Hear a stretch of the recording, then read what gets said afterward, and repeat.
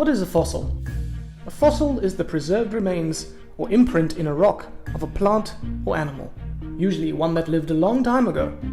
Many of the fossils discovered so far are ancestors of organisms living today, whilst some fossils are the remains of organisms that still exist.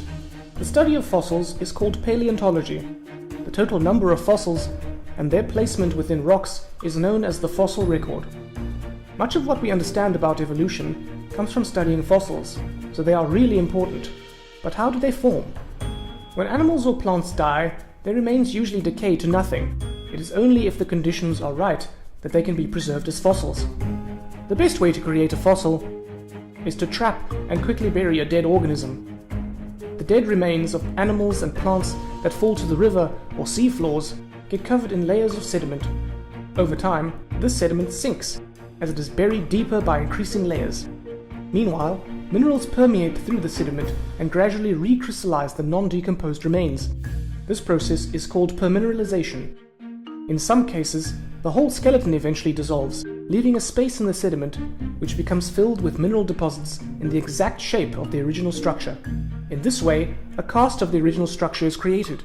Eventually, the pressure exerted on the lower layers of sediment is sufficient to turn it into rock.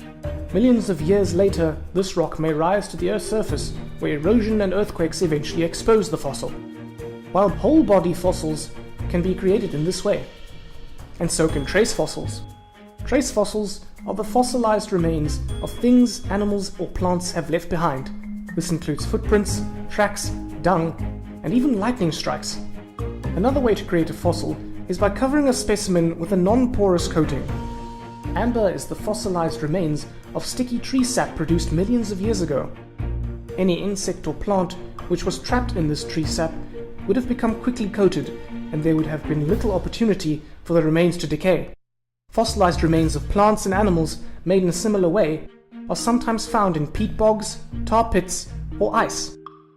So in this video, you have learned what fossils and the fossil record are.